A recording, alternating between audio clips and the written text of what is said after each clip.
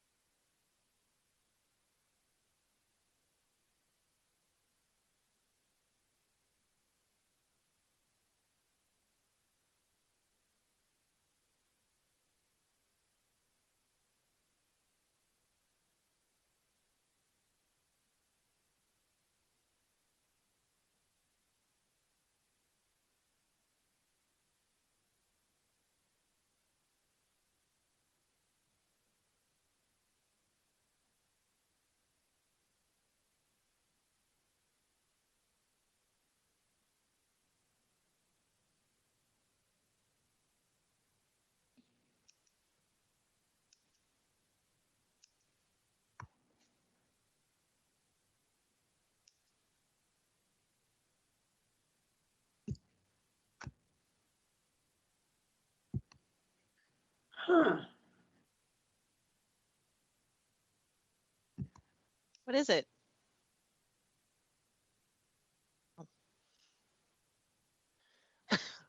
That was such a sigh. That's it.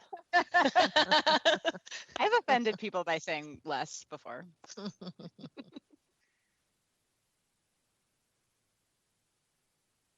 Rebecca, do you want to be our pledger? I think I just did it last week, so I don't want to take too many people's chances away, but I would be happy to. Okay, thank you. Or maybe Jane did it last week. I think, yeah. It's just always so stressful that I remember the moments. 1, 2, 3, 4, 5, 6. We're here. Oh, I just pinned Mr. Kershaw by mistake. I'm offended. I want to be pinned. I have a pretty good system where if I have everyone pinned and enough people like demoted to attendees, I can see everyone's hand up. But like this morning in the org committee, I think it's weird. If there's too many, I don't know. I have a little system. Trust me on this.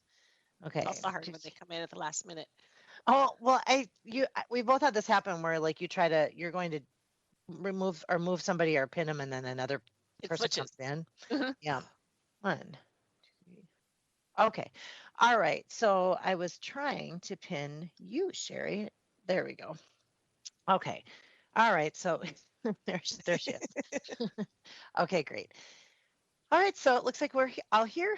And so without further ado, I will call the meeting of the St. Paul City Council to order. Roll call. Tolbert. Here. Yang. Here. Jalali. Here. Baker. Here. Prince. Here. Tao. Council President Brenmon. Here. 6 present, 1 absent, being Councilmember Tao, who is excused. Please stand and join us today as Councilmember Naker leads us in the pledge. I pledge allegiance to the flag of the United States of America and to the republic for which it stands, one nation, under God, indivisible, with liberty and justice for all.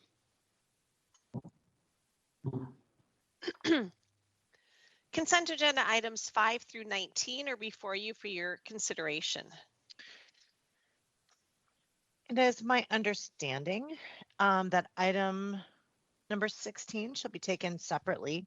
Is there anything else from consent that we should consider separately? All right, seeing none, Ms. Prince moves consent. Any discussion? Roll call. Tolbert. Yes. Yang. Aye. Jalali. Aye. Baker. Aye. Prince. Aye. Council President Brenmon. Aye. 6 in favor, no one opposed. The consent agenda is adopted as amended. Council President, I'm sorry, I just threw my notes away. Which one is being, Item 16. okay, Yeah, item number thank you. 16. I thought that was it. I just don't want to do the wrong one. Resolution 21-710, approving the agreement between the Department of Parks and Recreation and Viking River Cruises for 2024 through 2026 cruise season with a renewal option through 2029 to dock the Viking River cruise vessel at Lampert's Landing. Ms. Naker. Thanks, Council President. I just wanted to pull this one off of consent because it's one of those could just slip by as a boring old contract, but actually represents something really exciting for, I would say, not just downtown St. Paul, but the entire city. Just a couple of facts about this new agreement with Viking River Cruises. On July 23rd, 2022, so just a little over a year from today, nearly 400 passengers will be debarking from the maiden voyage of the Viking Mississippi. That's the name of the ship. And the 2022 cruises are already sold out. 80% of the 2023 cruises are now sold, and tickets have just gone on sale for 2024. And we are extending our contract here through 2029 based on the strength of these sales. And so obviously the payoff for our city will not just be the tourism that will come from this and the publicity from being the debarkation embarkation point, but really the promotion of our entire city as a destination. So and I think it's also very historic that, our town sprung up as the last place that the steamboat could get to before the waterfalls, where the milling happened. And that's really the way that we started as a city. And that's yet another reason that once again, we are getting some fame here. So I just wanted to thank Parks and Recreation for the wonderful work on this. The Great River Passage Conservancy, the St. Paul Port Authority, Visit St. Paul, and Upper River Services have all come together on this project. And I'm just really excited for July of 2022. That's fantastic. It sounds like we might need more if we're booking out that far in advance. That's great. Thanks for pulling that off consent. I will take that as a motion for approval. Any further discussion on that motion? Seeing none, roll call. Talbert, Yes. Yang, Aye. Jalali, Aye. Naker, Aye. Prince, Aye. Council President Brenmon. Aye. 6 in favor, no one opposed. The resolution is adopted. Item 20, Resolution 21-714, proclaiming May 14th as Hmong Day. Councilmember Yang. Thanks so much, Council President, and thank you to all of my colleagues for signing on as co-sponsors for this very special resolution. May is a really special month. It is recognized as Asian American Pacific Islander Month, and May 14th is known as Hmong Day.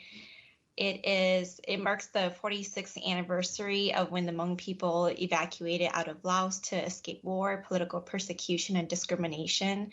And I wanted to take a few moments to really talk about how this resolution came into fruition. In the late 2000s, there was a really long, hard-fought campaign led by our Hmong veterans and many Hmong community advocates to make sure that our Hmong veterans received veterans benefits. Even though this campaign didn't turn out the way that we wanted it to, we were given Hmong Day as a day to recognize the leadership and the sacrifices and just like everything that our Hmong veterans have done to ensure that Hmong people could be here in the U.S. and all over the country, all over the world as well. And so it's a really, really special resolution. Many Hmong refugees and their families took refuge in the U.S. in the mid-1970s, and today over 80,000 Hmong Americans are residents of Minnesota. Like many immigrant groups before them, Hmong refugees were settled to the U.S. For many different reasons, and we can see to this day that they have given so much to the community, economically and culturally, and they are also a part of our education system as educators and so much more. And I know that every year we always have a Hmong American Day that is hosted. This year it is hosted on May 15th, which is a Saturday from 8 p.m. to 11 p.m. To celebrate our Hmong culture, history, and people.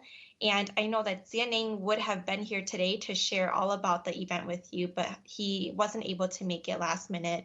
But he wants you to know that he and the entire committee appreciate the opportunity that you all have given them to to put forward this resolution and share about Hmong American Day. And the day is really symbolic for everything that our veterans have done, all their sacrifices. And it's also to remind us about how fortunate we are to have the lives that we have here in the US. And he also wants you to know that it's a day to celebrate our Hmong people from even the smallest things, like being able to say our name Hmong in its native tongue, which is pronounced Hmong. And learning how to say each other's names in our native language, that's all very special and sacred to us. And so without further ado, as our first Hmong American woman council woman here in the St. Paul City Council and youngest council member, I'd like to put forward this resolution. And thank you all so much for your support for it. Thank you, Ms. Yang, and thank you for your leadership on this resolution and for the background information as well. I was wondering, I was reading about VA loans the other day, and wondering if those benefits were extended to the veterans who fought in Laos, and it didn't look like it was. And so just listening to what you said kind of answered that question for me. And that's a battle I hope we do pick up and continue to move forward. But I appreciate so much the opportunity to acknowledge the importance of the Hmong community in St. Paul, and particularly in Ward 5. So I will be supporting this, and again, appreciate your leadership in bringing this forward. So I would take your motion and look to see if there's other discussion before we vote. And it looks like the odds are good that it will pass. All right, seeing none, roll call. Tolbert, Yes. Yang, Aye. Jalali, Aye. Naker, Aye. Prince, Aye. Council President Brenmon. Aye. 6 in favor, no one opposed. The resolution is adopted. Item 21, Resolution 21-673, clarifying the City Council's sole authority to review appeals from the zoning code. And I believe that Ms. Prince is requesting a 2-week layover on this item. Any discussion on that motion? Seeing none, roll call. Tolbert, Yes. Yang, Aye. Jalali, Aye. Naker, Aye. Prince, Aye. Council President Brenmon. Aye. 6 in favor, no one opposed. The resolution is laid over to May 26. Item 22 is first reading of ordinance 21-16, granting the application of IO Investments LLC to rezone property at 1053 Dale Street North from R4 one family residential to T2 traditional neighborhood and amending chapter 60 of the legislative code pertaining to the zoning map. Right, and this is fairly straightforward on this first reading. Mr. Williams is here if people have questions, but otherwise I would move to layover. Appears that there are no questions on this item. So this ordinance is laid over to May 19th for second reading public hearing as per our normal procedure. Item 23, Resolution Public Hearing 21-58, ratifying the assessment for the 2019 Street Maintenance Service Program, seal coating street and/or alley. All right, and on this item, we had held open the public hearing for a week due to some communication snafus, and I believe Ms. Prince has a version 2 in Legistar with one Version 3. I'm sorry, version 3 in Legistar with an one address adjustment. And so we, Ms. Prince would move to close the public hearing and move forward version 3 in Legistar. Any discussion on that motion? Seeing none, roll call. Tolbert, Yes. Yang, Aye. Jalali, Aye. Naker, Aye. Prince, Aye. Council President Brenmon. Aye. 6 in favor, no one opposed. The public hearing is closed and the resolution is adopted as amended.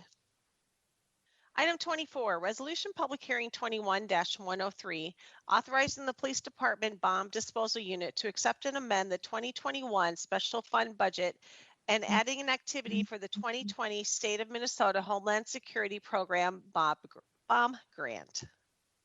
All right, this is a public hearing which we've held on virtually. As such, Ms. Prince would move to close the public hearing and approve. Any discussion on that motion? Seeing none, roll call. Tolbert, Yes. Yang, Aye. Jalali. Aye. Naker, Aye. Prince, Aye. Council President Brenman. Aye. 6 in favor, no one opposed. The public hearing is closed and the resolution is adopted. Item 25, Resolution Public Hearing 21-113, approving the application of Bethel Christian Fellowship for a sound level variance to present amplified sound on Sundays for outside worship services beginning Sunday, May 16th through Sunday, October 31st at 1466 Portland Avenue, the back parking lot. Right, and this item has been held a public hearing virtually. As such, Ms. Jalali would move to close the public hearing and approve. Any discussion on that motion? Seeing none, roll call.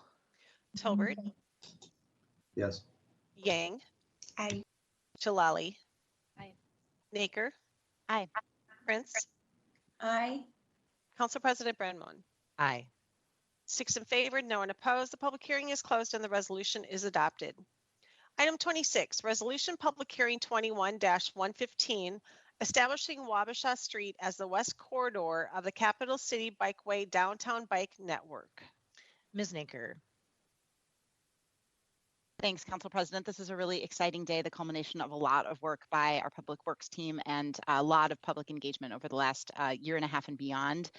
Before I ask Randy Newton, who's here to just give a brief update or presentation on this project, I did want to note that there's a version 2 in Legistar that I'd like to move. It just has one very, very small textual change at the very end of the text that just give staff the opportunity to make other related alignment changes. Staff is currently updating the bikeway plan given this this new segment, and there may be some minor modifications to the network that would be appropriate in the future. So in order to give them that flexibility, I've just added a couple of words about making other slight modifications in the resolution. So I'd like to move version 2 and then ask Mr. Newton to give a brief presentation.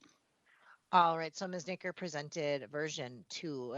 So let's move this amendment. Any discussion on the amendment?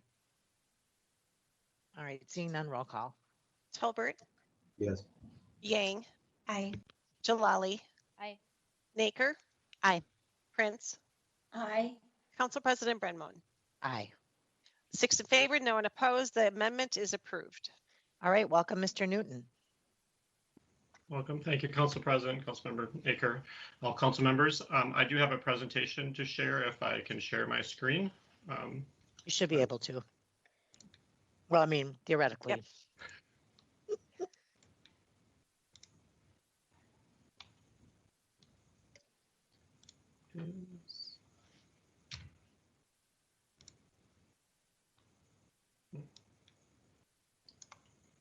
Is my screen being shared? Not yet. Oh, hold on. Sorry. Now it should be. There you go. Sorry about that. Yep, looks good. All right. Well, thank you for having me. As Councilmember Naker shared, I'm here to talk about the Capital City Bikeway and our recommendation for Wabasha as the preferred route, and that is the action that is in front of you to approve the resolution placing the bikeway on Wabasha. And I should note that we kind of are referring it to the Wabasha corridor, but there is a jog in the corridor, so it's Wabasha from Kellogg to 10th Street. We utilize the existing bikeway on 10th Street from Wabasha to St. Peter, and then continue north along St. Peter and 12th Street to John Ireland. And that is the route that we are proposing. So I have a kind of a brief presentation to kind of walk through a little bit of the history of the Capital City Bikeway and then how we got to our recommendation. So as many of you are aware, that the St. Paul Bike Plan was adopted in 2015, and one of the 2 key priorities was the development of a downtown bicycle network. Following up on that plan, the Capital City Bikeway Network Study and Design Guide was developed, and that was done around the same time that the Jackson Street project was under design. That study determined the preferred routes and design standards for the bikeway. At that time, St. Peter was designated as the preferred route for the west leg, and subsequently was re-reviewed as part of our work with our interim design study. And then since that time, there's been actually quite a bit of implementation work that is underway or is now planned. Jackson Street was constructed kind of as a full build bikeway between 2016 and 2018. Last year, we implemented 10th Street as an interim implementation. We are obviously working on the west leg and our Wabasha recommendation. And then Kellogg Boulevard between Jackson and 7th Street is planned for construction in 2023 and 2025 as we've successfully secured some federal funding for both segments of that project. A couple of key things with the bikeway is the bikeway is consistent with several of our key plans, the St. Paul Climate Action and Resilience Plan, the Bicycle Plan, and our Comprehensive Plan. Specifically, the bike plan identified the downtown bikeway network as a priority. It calls for a network of safe and well-connected bikeways serving all ages and abilities. The bikeway is consistent with our goal of having a safe and reliable transportation choices and moving away from a shift of single occupancy vehicles. And also it is compatible with our goal to reduce vehicle miles traveled. Back in 2019, we began work on the interim design study, and we had three kind of primary goals with that. The first was to determine an interim design for 9th and 10th Street. That is now completed, or most of it's completed. We still have a segment that we need to construct to the west of St. Peter later this year. Second goal was to determine the preferred route for the west corridor of the Capital City Bikeway. So at the start of the study, we were requested to kind of reopen the discussion of the preferred route for the west leg, kind of focusing on the St. Peter and Wabasha corridors. And then lastly, determine what the design for the west corridor would look like. As we go through here, we just want to kind of define what we mean by interim and full build. Interim design of the bikeway is something like we would implement it on 10th Street. That's in the upper left. Pelham Boulevard, the picture in the upper right, would also be an example of an interim implementation. The full build design, those two pictures on the bottom, are of Jackson Street. So as we went through our process, we started with just looking at a whole range of alternatives for where the bikeway could go on St. Peter, Wabasha, and we even included a leg of Market Street as well. After some initial evaluation, we took 5 options out to the public to get feedback on them. Based on the feedback we got in our initial evaluation, we ultimately took that down to 3 primary alternatives that we studied in more detail. Through that process, we also modified our Wabasha Street alignment to the one that is currententty being recommended. The initial Wabasha alignment continued all the way up to 12th Street, but because of traffic impacts with 94 and 35E interchange, we ultimately modified the alignment to jog over to St. Peter at 10th Street. Through our study process, we did a lot of public and stakeholder engagement. I won't read all this, but I think the key point is that we did maintain a project webpage throughout where we put information as relevant up on that page. We also had 3 open houses and follow-up surveys so that people that could not attend in person were able to provide comments, and we had pretty good responses to all those. Due to our current COVID situation, our last presentation was a recorded video presentation, and we allowed for feedback comments, and that was done about a month ago. We also had a number of conversations with directly impacted stakeholders. And I should lastly mention that we went to the Transportation Committee 4 times, and at the April meeting several weeks ago, they did endorse our recommendation on 8-to-1 vote. Through our public engagement efforts on a more global basis, we heard a preference for bikeways with physical separation. We heard a preference for 2-way bike facilities. So kind of both of those items kind of speak to the actual Capital City Bikeway plan. We heard a preference for improved sidewalks and sidewalk amenities. We heard that loading zones and valet zones are important for business operations. The loss of convenient parking is a concern. We heard a lot of concerns over the traffic impacts of reducing St. Peter to a single lane, particularly during event times. We did hear some support from properties along Wabasha Street for the project. And we also heard that bikeway maintenance is important. This all led to our recommendation to place the bikeway on Wabasha. And as I previously mentioned, this corridor is Wabasha from Kellogg to 10th Street. then jogging along 10th Street between Wabasha and St. Peter and continuing up to St. John Ireland along St. Peter and 12th Street. This was not an easy decision. I think we acknowledge that with any route that we chose, there were going to be impacts to businesses, and those impacts to those businesses certainly are not minor in their eyes. And I think we worked with all of them to the extent possible to try to minimize and find solutions to best accommodate their needs moving forward.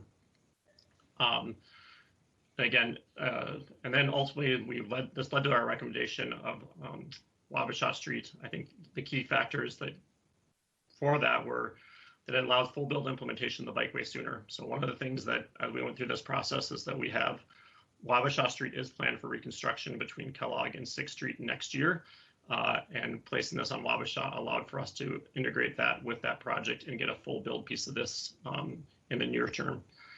It does maintain 2 travel lanes on both St. Peter and Wabasha Street. It provides a more direct connection across the river crossing, which is something we heard from the bike community and others was an important piece. We did hear some support from properties along Wabasha for the bikeway, and we see more economic development opportunities along Wabasha Street. After making this recommendation public, a couple kind of key takeaways we got back from the comments that we received. Again, were some support for the recommendation for Wabasha Street as the western corridor of the Capital City Bikeway. A continued desire to see the bikeway network in downtown complete. Continuing to hear concerns about the loss of parking and the loss of vehicle loading opportunities. And then also the concerns about impacts to businesses. And I think this started with the parking and vehicle loading, but it was also continued with concerns about the impacts during construction and coming at the tail end of COVID, the COVID restrictions being lifted. We do note that any of the work that we're planning right now is planned for 2022. We're not planning on doing any construction work this year. Kind of to give a general route overview here in a little bit more detail. This is sort of the northern portion of the corridor along 12th Street and the northern portion of St. Peter.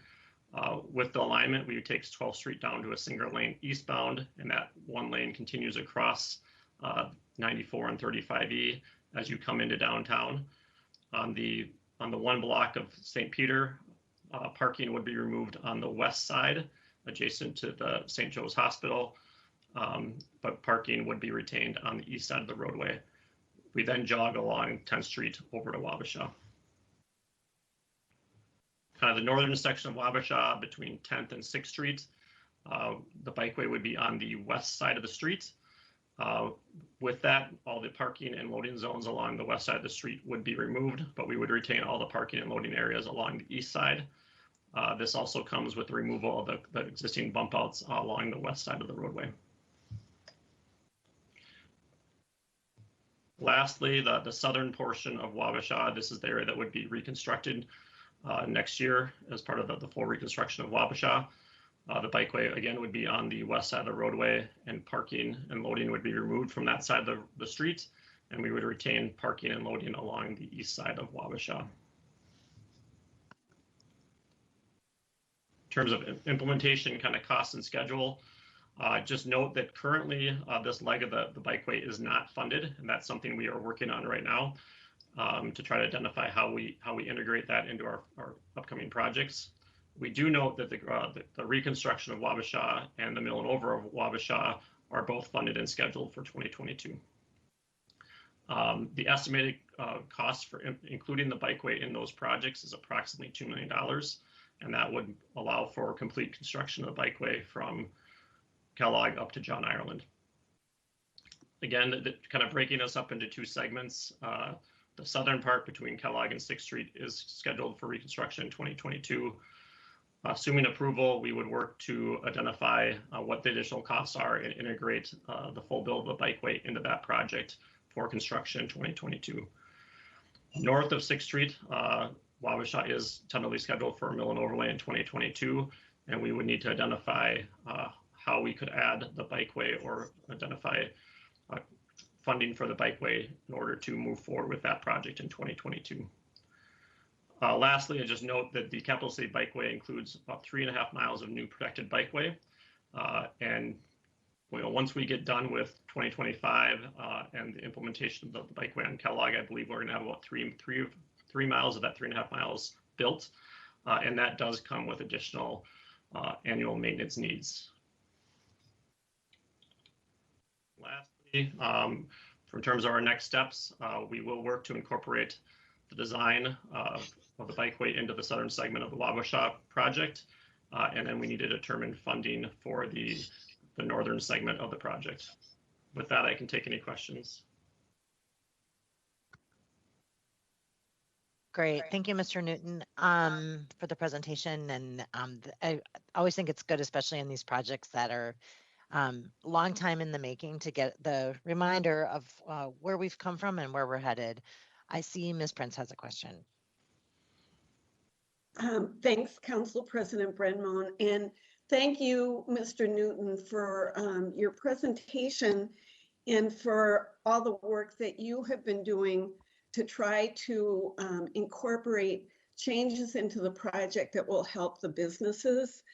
You know, as we all know, our businesses downtown have really been through a rough couple of years. COVID, civil unrest, and a lot of other issues related to unsheltered homelessness have been very challenging for our downtown business community. So, you know, I'm particularly sensitive to adding additional challenges that will make it harder for them to conduct business once the Capital City Bikeway is put in place. So I know that the businesses that were the most concerned happened to be the Amsterdam and Candyland.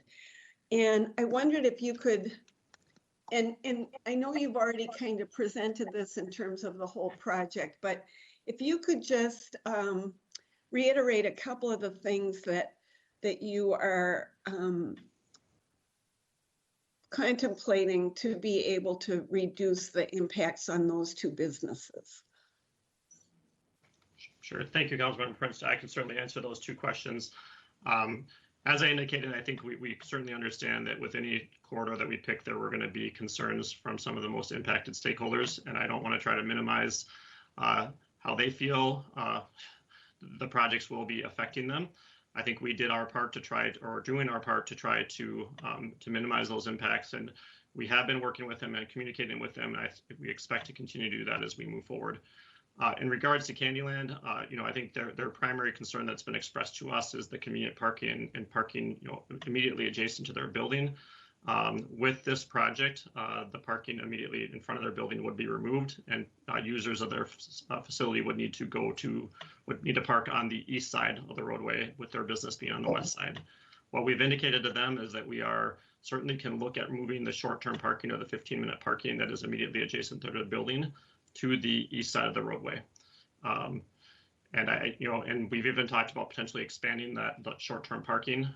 You know, right now it's 2 spaces, that we could look at expanding that to 3 or 4 spaces, depending on needs and what that would look like.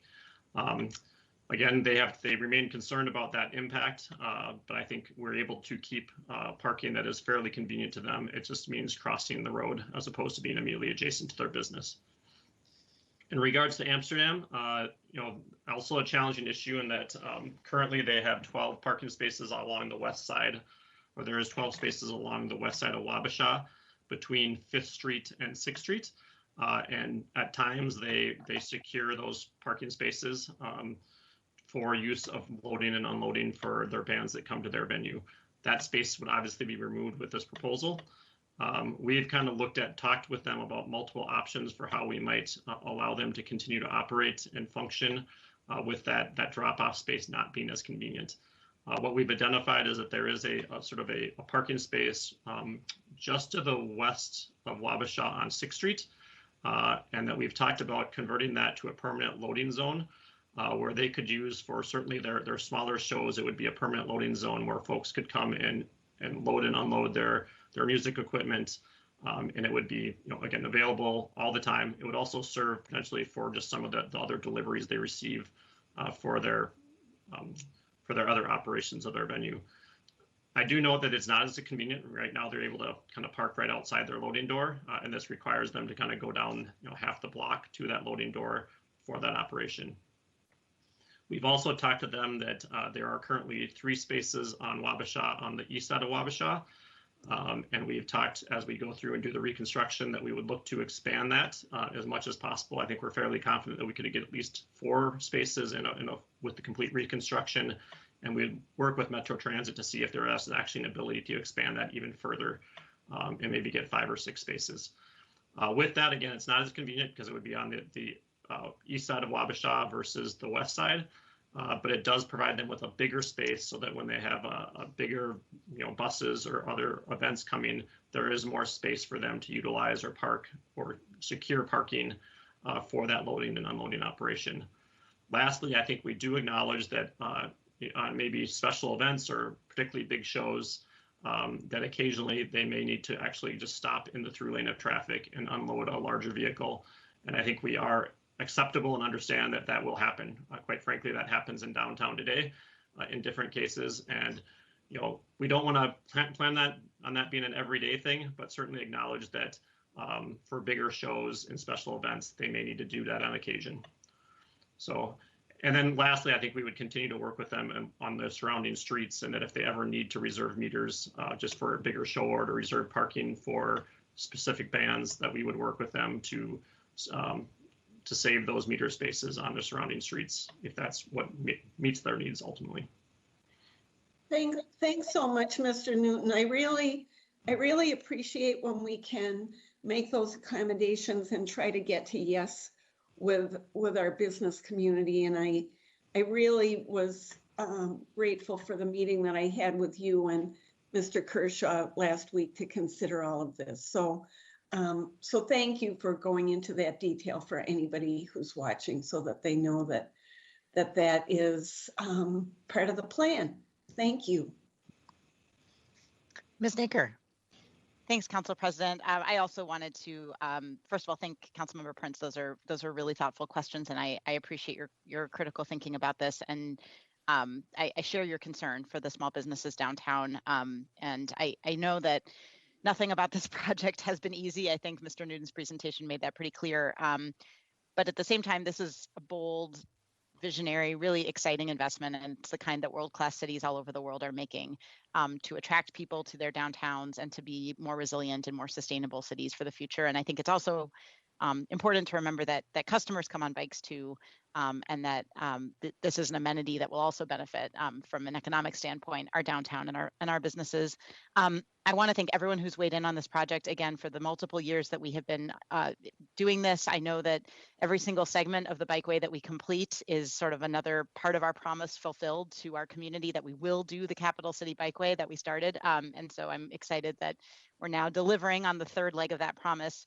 And I know that not everyone is happy. I don't think there is a way to put an off-street bikeway into a fully built downtown and have everybody be happy. There are significant impacts, as Mr. Newton and Councilmember Prince just pointed out.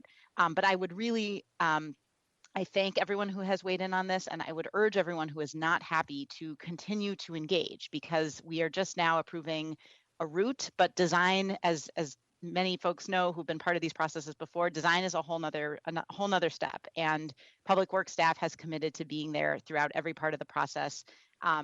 So I really encourage people to continue to contact Mr. Newton, contact my office so we can work with you on that. And finally, I do just want to thank Randy and Sean Kershaw, our Director of Public Works. They have been incredible at leading this work. They have been thoughtful, they have listened, they have genuinely engaged, and they haven't been doing it from behind closed doors in City Hall. As Randy just said, they've been out walking the street. They know every inch of that pavement and every square foot of those parking spots. And I've seen them out there with businesses, and I know the level of attention and thought they put into this. So thank you so much to our staff, and I'm really excited to move approval. Great. Thank you. Thank you, Ms. Naker. Are there comments before we consider the motion to close the public hearing and approve? All right. And just dittoing the comments made about the work that it takes to get this far along in the process. And and also to encouraging folks to stay engaged. Sometimes some design elements can make all the difference, and that creative partnering is what makes it happen. So I appreciate that as well. And I'm really looking forward to this being completed. The parts that are intact are lovely. So I will support your motion as well. All right, it's a motion to close the public hearing and approve. Roll call. Tolbert, Yes. Yang, Aye.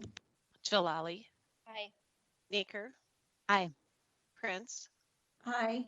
Council President Brenman. Aye. 6 in favor, no one opposed. The public hearing is closed and the resolution is adopted as amended.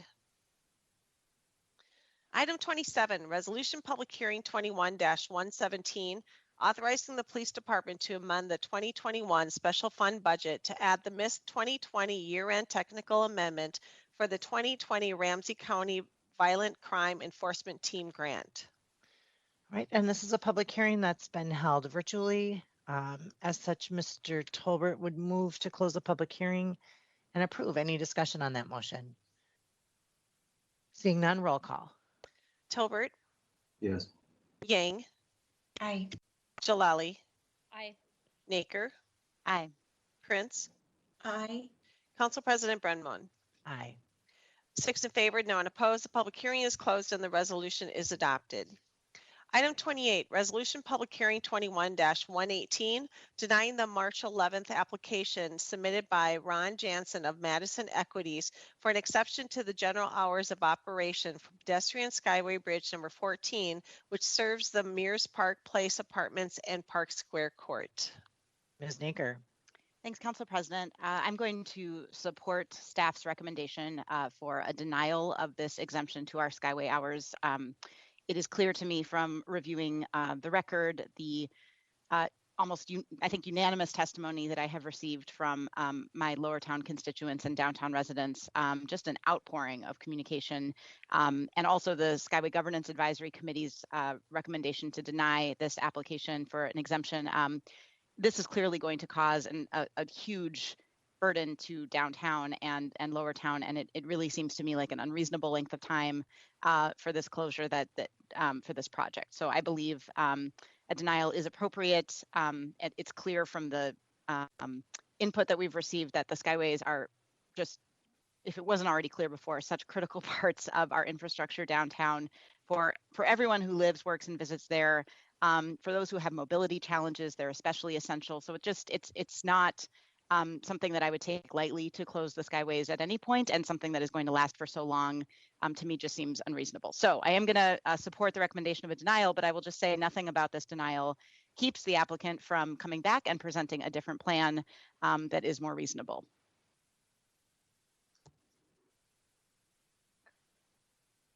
All right, so you move to close the public hearing and approve staff's recommendation. Yes. All right. All right. Any discussion on that motion? Seeing none, roll call. Tolbert, Yes. Yang, Aye. Jalali, Aye. Naker, Aye. Prince, Aye. Council President Brenman. Aye. 6 in favor, no one opposed. The public hearing is closed and the resolution is adopted. Item 29, Resolution Public Hearing 21-120, authorizing the Police Department to amend the 2021 Special Fund Budget to add the missed 2020 year-end technical amendment for the 2020 Foundation and private grants. This public hearing has been held virtually. As such, Ms. Naker would move to close the public hearing and approve. Any discussion on that motion? Seeing none, roll call. Tolbert, Yes. Yang, Aye. Jalali, Aye. Naker, Aye.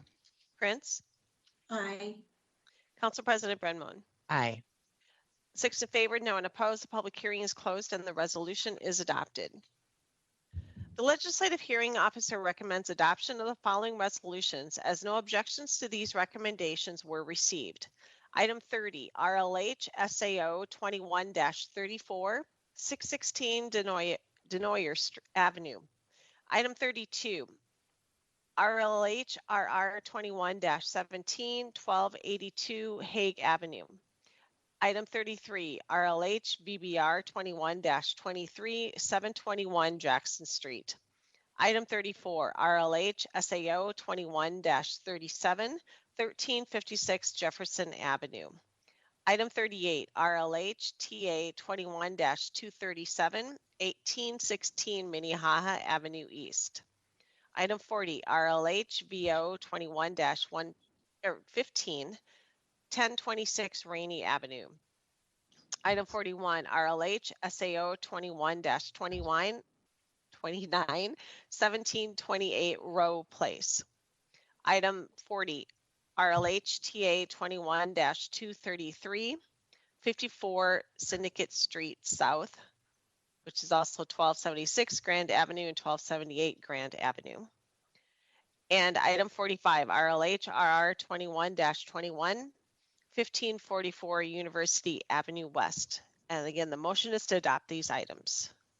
All right, so moved by Ms. Jalali. Any discussion on that motion? Seeing none, roll call. Tolbert, Yes. Yang, Aye. Jalali. Aye. Naker. Aye. Prince. Aye. Council President Brenman. Aye. 6 in favor, no one opposed. The public hearings are closed and the resolutions are adopted. The following items, no objections to the legislative hearing officer's amended recommendation were received, and therefore she recommends amendment and adoption of items 36, RLH RR 21-20, 1128 McCubbin Street. Item 37, RLH RR 21-23, 975 Marshall Avenue. Item 39, RLH RR 21-22, 1355 Payne Avenue. Item 42, RLH VO 21-8, 1352 7th Street West. And item 46, RLH FCO 21-47, 1276 Wilson Avenue. And again, the motion is to amend and adopt these items. All right, so moved by Ms. Prince. Any discussion on that motion?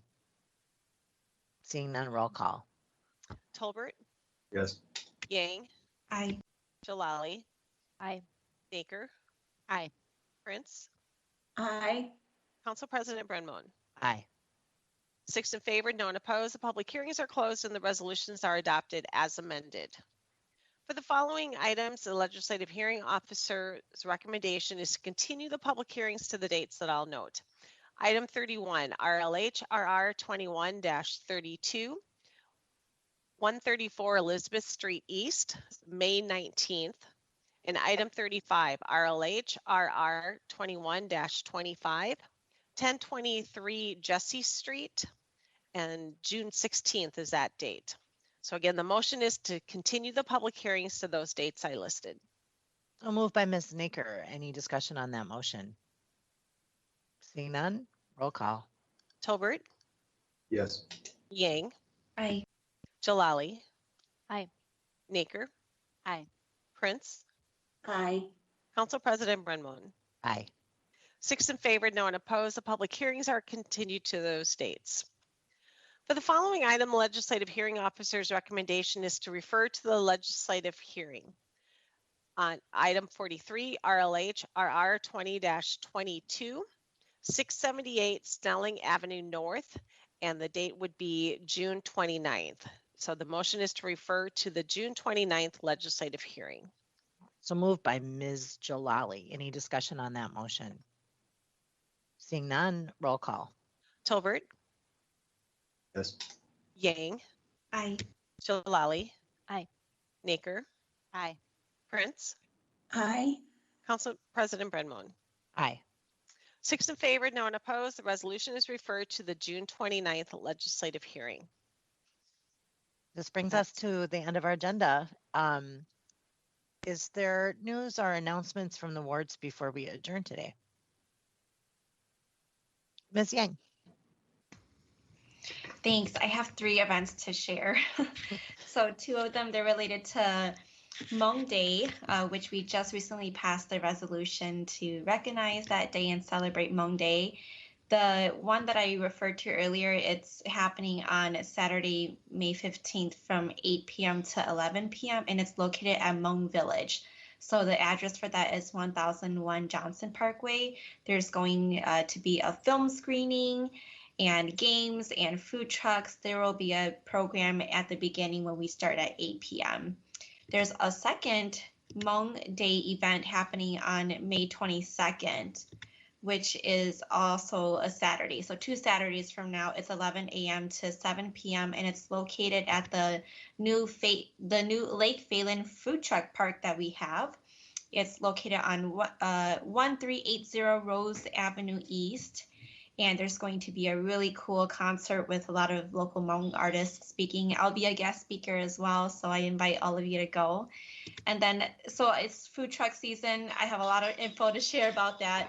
We have our Lake Phelan season opener happening on May 15th, this Saturday, and it's from 11 a.m. to 7 p.m. There's going to be like about 12 food trucks that are there, and it's located at the Lake Phelan food truck park as well. That's great. Food. I like the season opener for the food trucks. That's great branding. All right, Ms. Prince and then Ms. Naker. Yes, thank you. I had heard that you, at the pre-meeting, you had asked for good news. So it looks like we're all coming through for you, Council President Brown. Yay. First, I'd like to say tomorrow afternoon from 4 to 5:30 at the Eastside Freedom Library, the Eastside Housing Justice Program is holding an hour-and-a-half session for young adults on how to rent an apartment. We realize that that first step in renting your first apartment can be confusing and challenging. And so they'll have someone there from Homeline who will discuss with Eastside young adults the ins and outs of renting their first apartment or home. And high school age youth are also welcome to attend. I believe you need to be 18 to enter into a lease agreement, but it's a great way of preparing, or if your family's in the process of renting, there's going to be good information here about tenant rights as well, which is something that's important to all of us. Secondly, the St. Paul Public Library offers story time online through their Little Learners at Home program on Tuesdays and Thursdays at 10:30 a.m. Visit the St. Paul Public Library YouTube channel for a story, songs, and movement class to support and develop early learners. And finally, Historic St. Paul holds an occasional St. Paul History Trivia Night, and it's tomorrow night from 7:30 to 8:30 p.m. And look for it on Facebook. Just look up St. Paul History Trivia on Facebook, or go to the Historic St. Paul website to find the link. But it's really a lot of fun, and a lot of really interesting people attend it, including the Effenbergers, the retired editors from the St. Paul Pioneer Press, who always have additional great stories to add to the trivia questions. So it's a great way to learn about our city's history and visit with a bunch of interesting people. That's great. I hope this is one example of the many things that COVID has brought to us that make these events possible. And as much as I'm looking forward to meeting and seeing people in person more, I do think some of these opportunities that have brought us together online should be, we should continue to do them, because I don't think they'd happen otherwise. So it's pretty cool. Ms. Naker and then Mr. Tolbert. Thanks, Council President. This isn't necessarily good news, and it's a little bit of a different tone, I think, from some of the things we normally say in this time. But I did want to recognize that this Saturday, May 15th, is Peace Officers Memorial Day, and this entire week is National Police Week.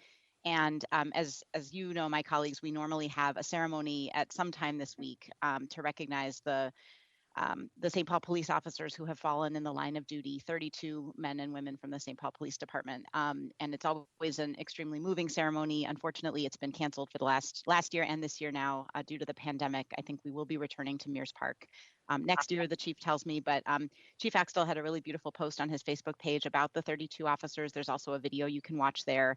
And I just wanted to acknowledge it and acknowledge the incredible work that our brave officers do every day.